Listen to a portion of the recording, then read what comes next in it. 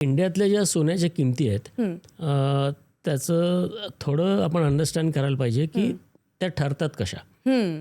कारण आज आपल्या देशामध्ये सोन्याची डिमांड अंदाजे दर वर्षाला 700 ते 800 टन आहे. बरं. दरवर्षी 700 ते 800 टन आपल्याला सोनं वापरलं जातं किंवा इम्पोर्ट होतं. बरं. आणि त्यातनं दागिने बनवले जातात, कॉईन बनवले जातात, काही एक्सपोर्ट होतं, असं सगळं आहे.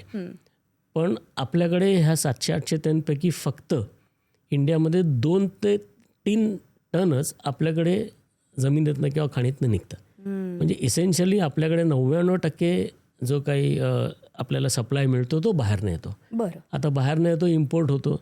त्यामुळे जगभरामध्ये डॉलरमध्ये जी सोन्याची किंमत असते त्याच्यामध्ये इम्पोर्ट ड्युटी ॲड होते. त्याला रुपयांनी गुणलं जातं. बरं. आणि लँडिंग कॉस्ट आपल्याला येते. त्याच्यावरती प्रत्येक ज्वेलर किंवा सोनार आपली 2% मार्जिन लावून कस्टमरला विकतो. आता तुम्ही विचारलात की डॉलर आणि रुपयाच्या एक्सचेंज रेटचा परिणाम काय होणार. तर जो रेट पूर्णतः इम्पोर्टवरती डिपेंडंट आहे.